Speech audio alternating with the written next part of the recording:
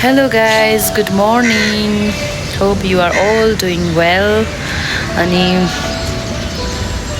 आज चाहिँ 2022 सालको अन्तिम दिन। भोलिबाट चाहिँ 2083 लाग्दैछ। नेपाली न्यू इयर सुरु हुँदैछ। अनि 2022 साल हजुरहरूको कस्तो रह्यो, के गर्नुभयो? मैले चाहिँ 2022 सालमा सबैभन्दा ठुलो प्रगति गरेको भनेको बिए गरेँ हैन।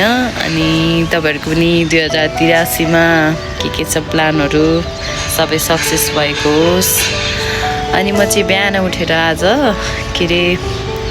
यसो न्यूजहरु हेरेको, मन्त्रीहरुको, प्रधानमन्त्रीको सम्पत्ति देखेर झन्डै ढलिन। तपाईहरुले पनि हेर्नु होला न्यूजहरु है, सुनहरु, धन सम्पत्तिहरु। Oh my God.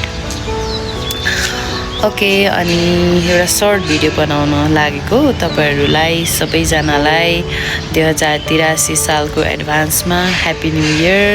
तपाईहरुको योजनाहरु जति पनि छ, उद्देश्यहरु पूरा भएको 2083 सालमा चाहिँ happy new year 2083 all of you। धन्यवाद। See you in next mini vlog।